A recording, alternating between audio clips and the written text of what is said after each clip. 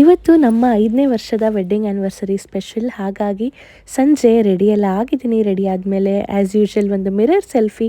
ಅದಾದಮೇಲೆ ನಾನು ಮತ್ತು ರೋಹನ್ ಆಟೋದಲ್ಲಿ ಹೊರಟ್ವಿ. ಸಾಗಿ ಆಲ್ರೆಡಿ ಪೂಜೆ ಸಾಮಾನೆಲ್ಲ ತಗೊಂಡು ದೇವಸ್ಥಾನ ಹತ್ರ ಬಂದಿದ್ದರು. ಸೊ ನಾವು ಬಂದಿದ್ದು ಬಂದಂತಮ್ಮ ಕಾಳಮ್ಮ ದೇವಸ್ಥಾನಕ್ಕೆ. ದೇವ್ರ ದರ್ಶನ ಎಲ್ಲ ಆಗಿ ಪೂಜೆ ಎಲ್ಲ ಮುಗಿದ ನಂತರ ಆಚೆ ಬಂದು ಸಾಗಿ ಫ್ರೆಂಡ್ ಫ್ಯಾಮಿಲಿ ಒಂದು ಜಾಯ್ನ್ ಆಗಬೇಕಿತ್ತು ನಮ್ಮ ಜೊತೆ. ಸೊ ಅವರಿಗೋಸ್ಕರ ವೆಯ್ಟ್ ಮಾಡ್ತಾ ಹಾಗೆ ಕೂತಿದ್ವಿ. ಇನ್ನು ನಾವು ಹಾಲ್ ಕೂಡ ಬುಕ್ ಮಾಡಿದ್ವಿ ಕೇಕ್ ಕಟ್ ಮಾಡೋಕ್ಕೆ. ಸೊ ಅಲ್ಲಿನ ಟೈಮಿಂಗಿಗೆ ಮ್ಯಾಚ್ ಮಾಡಿಕೊಂಡು ನಾವು ಇಲ್ಲಿಂದ ಹೊರಟ್ವಿ. ನಾವು ಬಂದಿದ್ದು ಸೆಲೆಬ್ರೇಷನ್ ಕಿಂಗ್ಡಮ್ ಅಂತ ಹೊಸದಾಗಿ ಓಪನ್ ಆಗಿರೋದು ಗೌತಮ್ ಚಾಟ್ಸ್ ಆಪೋಸಿಟ್ ಮೈಸೂರಲ್ಲಿ.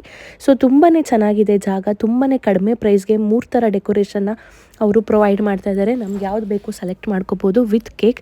ನಿಮ್ಗೆ ಯಾರು ಹಾಲ್ ಚೆಕ್ ಮಾಡಬೇಕು ಅಂತಿದ್ರೆ ಇಲ್ಲಿ ಚೆಕ್ ಮಾಡಿ. ನಿಜವಾಗ್ಲೂ ತುಂಬಾ ಚೆನ್ನಾಗಿದೆ ಸರ್ವಿಸ್ ಮತ್ತು ಪ್ರೈಸ್ ಡೆಕೋರೇಷನ್ ಎಲ್ಲ ಅಂತ ಹೇಳ್ಬೋದು.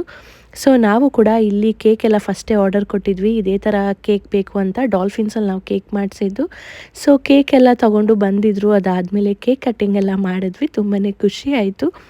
ಇದಾದಮೇಲೆ ನನ್ನ ಗಂಡ ತುಂಬ ಸ್ಪೆಷಲ್ಲಾಗಿ ನನಗೆ ಆ್ಯನಿವರ್ಸರಿ ಗಿಫ್ಟ್ ಕೂಡ ಕೊಟ್ಟರು. ಅದೇನು ಅಂತ ನೀವು ನೆಕ್ಸ್ಟಲ್ಲಿ ನೋಡ್ತೀರಾ. ಪಾಪುಗಂತೂ ಕೇಕ್ ಕಟ್ ಮಾಡೋದು ಅಂದರೆ ತುಂಬ ಖುಷಿ, ಬರ್ತ್ಡೇ ಥರ ಫೀಲ್ ಮಾಡ್ತಾನೆ. ಸೊ ಹಾಗಾಗಿ ತುಂಬ ಎಕ್ಸೈಟೆಡ್ ಆಗಿದ್ದ. ಇನ್ನು ಸಾಗಿ ನನಗೆ ಆ್ಯನಿವರ್ಸರಿ ಗಿಫ್ಟಾಗಿ ಗೋಲ್ಡ್ ರಿಂಗ್ನ ಪ್ರೆಸೆಂಟ್ ಮಾಡಿದ್ರು. ನನಗಂತೂ ತುಂಬ ಖುಷಿ ಆಯಿತು.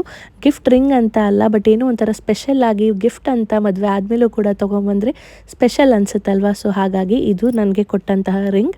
ಇನ್ನು ಅದಾದಮೇಲೆ ನಾವು ಬಂದಿದ್ದು ದಿಯಾನ್ವಿ ಅಂತ ಹೊಸದಾಗಿ ಓಪನ್ ಆಗಿರೋ ಹೋಟೆಲ್ಗೆ. ಎಲ್ಲರೂ ಊಟ ಮಾಡಿಕೊಂಡು ಅಲ್ಲಿಂದ ನಾವು ಮನೆಗೆ ಹೊರಟ್ವಿ. ಇದಾಗಿತ್ತು ನಮ್ಮ ಆ್ಯನಿವರ್ಸರಿ ವ್ಲಾಗ್.